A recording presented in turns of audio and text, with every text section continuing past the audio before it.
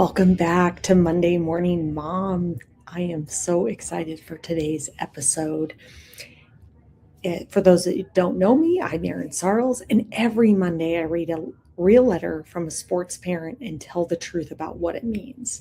So, for those of you that might be my age, maybe a little bit older, maybe a little bit younger, if you remember going to your grandma's house and seeing the Dear Abby column cut out from the newspaper and posted on the fridge, I remember that vividly. One of my favorite childhood memories was this column, and people would write to Abby and she would respond back. So I am doing a virtual version and it's focused around sports parents and what they're going through.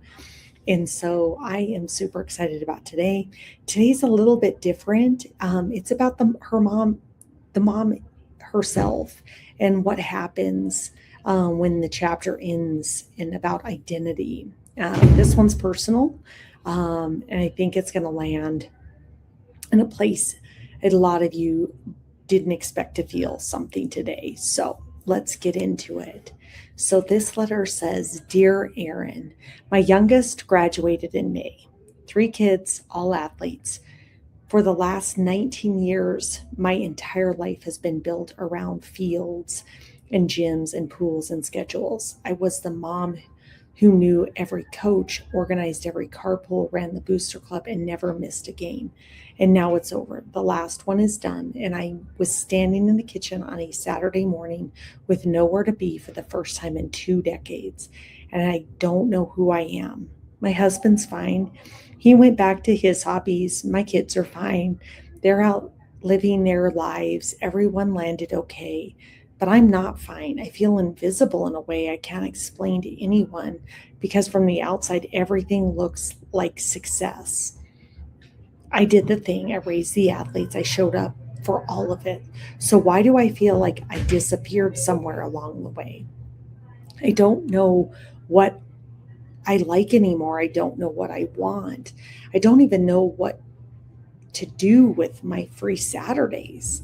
I built my whole identity around being their mom on those sidelines, and the sidelines are now empty.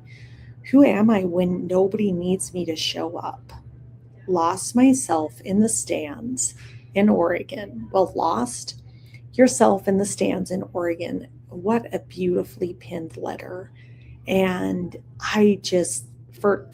let's just sit with this for a moment. Like, thank you for sharing this. And I think, this one hits home for me personally. Is I'm a mom. I had my first graduate, my daughter, who was also an athlete, played softball. And so, yeah, it's a weird feeling to think about the transition and the change, and not running around and doing all these things. And I think we as moms especially love to show up. We love to support. We love to be involved. And I think we're there doing this out of love and support for our kids, and not realizing, I think, sometimes that there is going to be a moment where it ends. And so there's so much to celebrate. These are all beautiful chapters, and everything is just a chapter. Like, what did you learn from it? And feeling that loss, I think, is legitimate. I mean, knowing like that's how you spent your time and that's how you devoted yourself, I think is really important to sit with that and recognize that. And I think only you know this. I can't answer this from inside your letter, but only you know what really was happening in those moments of why you chose to um, be that sports mom, and what was that giving to you? What did that fulfill in you? And what now do you perceive that you would be lacking because you're not doing that? Is it more so the loss of the change? Going from I was busy and that made me feel valued to now I don't have that. So what's going to make me feel valued?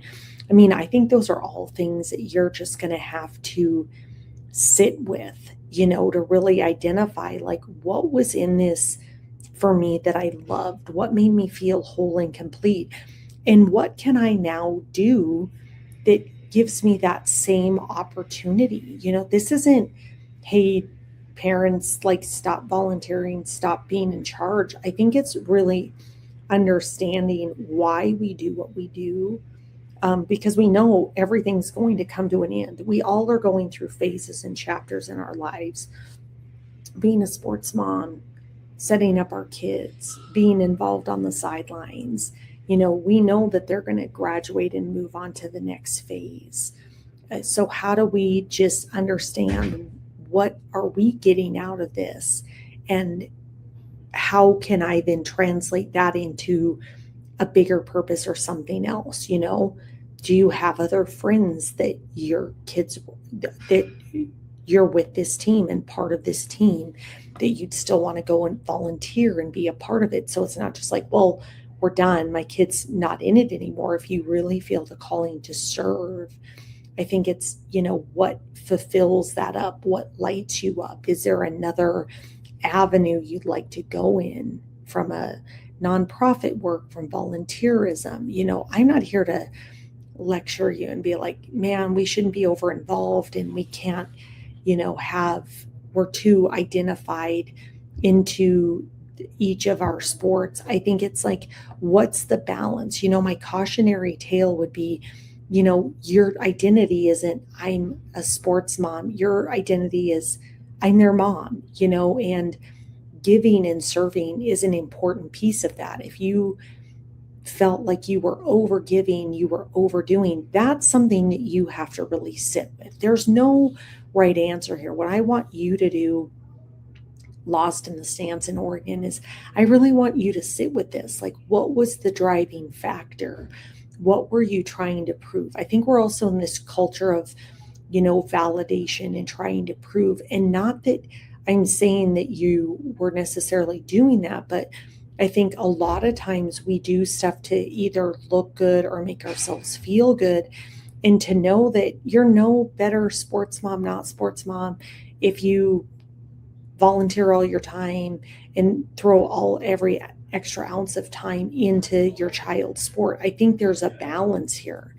And so I think you just have a beautiful opportunity right now to sit in it, to understand why you volunteered, what was the purpose, what was the motivation. I'm sure there was something bigger at it than what you were doing it for in the moment. And how can you take that same thing and find that same opportunity that might look a little bit different? You might actually get to do something that you want to do that isn't sports. So this is about just mourning that we all go through transitions. We all need to acknowledge our transitions. We need to look at what we feel attached to. That sadness is kind of that mourning piece of like, okay, this is changing. Well, what in that was I really attached to? What do I want to still be doing? If serving, if giving back your time is important, then by all means, you should be doing that and finding a new avenue to do that. Maybe there's something that you and your husband both love to volunteer for and do, then find that, go do that, to give back. It could be volunteer coaching. I mean, there's 101 things that you could come up with. So again, I just thank you for your honesty. I think a lot of moms feel this. I feel this. It's like, wow, okay, this is going to be a transition. This is going to be a change. Why did I like doing that? And how do I show up and serve other people that aren't just my kids, that actually fulfill that piece of it? And so acknowledge that you spent 19 years devoting your time and energy to all your children and all their athletics and being supportive of that.